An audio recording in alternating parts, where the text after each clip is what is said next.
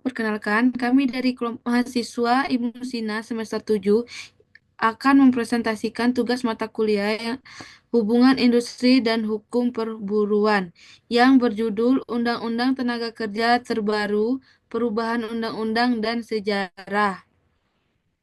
Adapun anggota kelompok kami yang pertama ada Aulia Putri Cahyani, ada Dwi Amandang Laini, saya sebagai moderator, Hori Aulia, Taira Tunisa, dan terakhir Siti Nurhaliza. Baiklah, langsung saja. Yang pertama, ada Undang-Undang Republik Indonesia Nomor 13 Tahun 2003 tentang Ketenagakerjaan. Pembangunan ketenagakerjaan sebagai bagian integral dari pembangunan nasional berdasarkan Pancasila dan Undang-Undang Dasar Negara Republik Indonesia tahun 1945. Dilaksanakan dalam rangka pembangunan manusia Indonesia seutuhnya dan pembangunan masyarakat Indonesia seluruhnya untuk meningkatkan harkat, martabat, dan harga diri tenaga kerja, serta mewujudkan masyarakat sejahtera, adil, makmur, dan merata, baik materi maupun spiritual. Pembangunan ketenagakerjaan harus diatur sedemikian rupa sehingga terpenuhi hak-hak dan perlindungan yang mendasar bagi tenaga kerja dan pekerja buruh serta pada saat yang bersamaan dapat mewujudkan kondisi yang kondusif bagi pengembang dunia usaha. Undang-Undang Ketenagakerjaan merupakan peraturan yang mengatur berbagai hal terkait dengan ketenagakerjaan di Indonesia.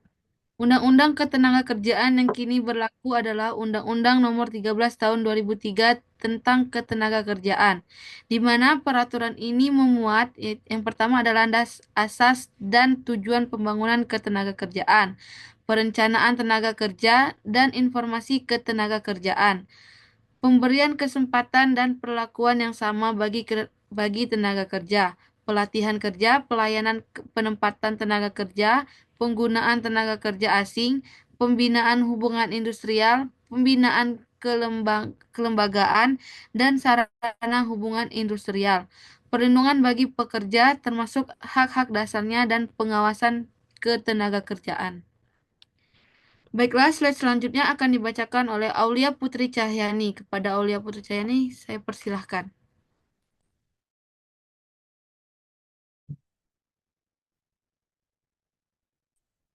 Sejarah Undang-Undang Ketenagakerjaan di Indonesia berakhir dari masa penjajahan Belanda sebelum penghapusan perbudakan. Berbagai peraturan terkait budak diterbitkan, seperti pendaftaran dan pembatasan perdagangan budak, hingga akhirnya perbudakan dihapuskan pada tahun 1860. Setelah itu, istilah budak diganti dengan hamba dan mulai berkembang peraturan tentang tenaga kerja. Pada akhir abad ke-19, peraturan mengenai pekerja disebut Coeli Ordonat yang mengatur pekerja yang disebut kuli. Istilah ini kemudian digantikan oleh istilah buruh seiring berjalannya waktu. Setelah Indonesia merdeka, hukum ketenagakerjaan didasarkan pada Undang-Undang Dasar 1945 dan Pancasila, mengarah pada perlindungan hak-hak pekerja.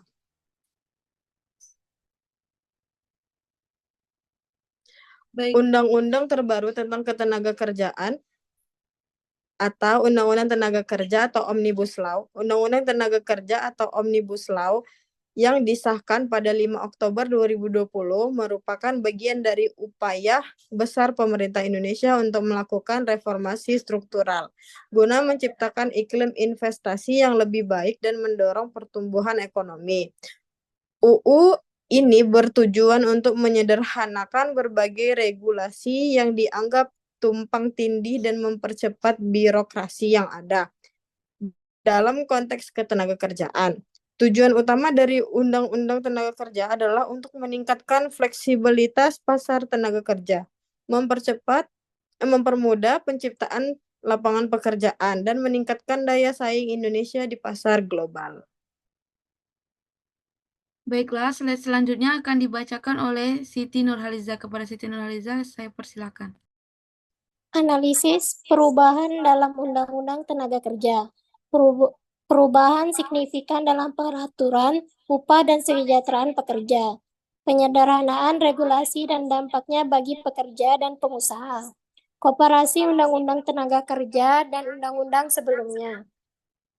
Kasus-kasus PHI dan penyelesaiannya. Pengertian dan fungsi Pengadilan Hubungan Industrial (PHI). Pengadilan Hubungan Industrial (PHI) adalah lembaga peradilan yang memiliki wewenang untuk menyelesaikan sengketa ketenagakerjaan antar pekerja, buruh, dan pengusaha. Baiklah, slide selanjutnya akan dibacakan oleh Hori Aulia. Kepada Hori Aulia, saya persilahkan.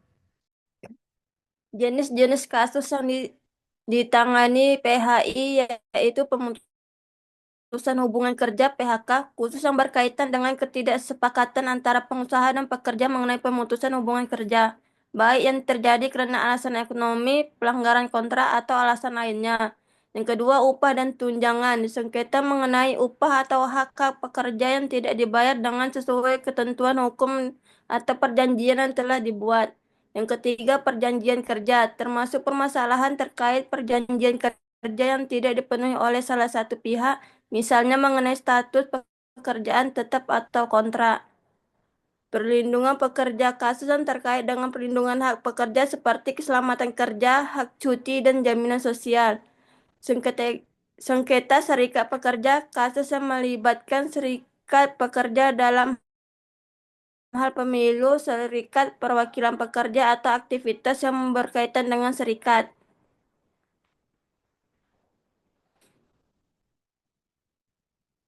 Kendala dalam penyelesaian kasus PHI dan solusinya. Yang pertama, proses yang lambat. Salah satu tantangan besar adalah lambatan proses hukum yang dapat mempengaruhi waktu dan biaya bagi kedua pihak, khususnya pekerja yang kehilangan pendapat selama proses berlangsung. Yang kedua, kurangnya pemahaman hukum. Tidak semua pekerja atau pengusaha memiliki pemahaman yang memadai mengenai hak dan kewajiban hukum mereka, yang mengarah pada penyelesaian yang tidak sesuai dengan ketentuan hukum yang berlaku. Baiklah,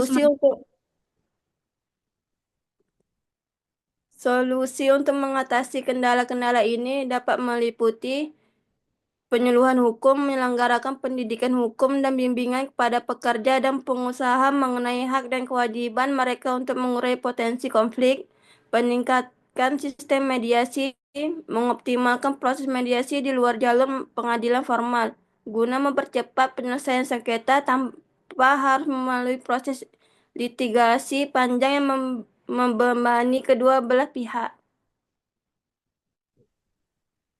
Baiklah, slide selanjutnya akan dibacakan oleh Tairatunisa. Kepada Tairatunisa, saya persilahkan.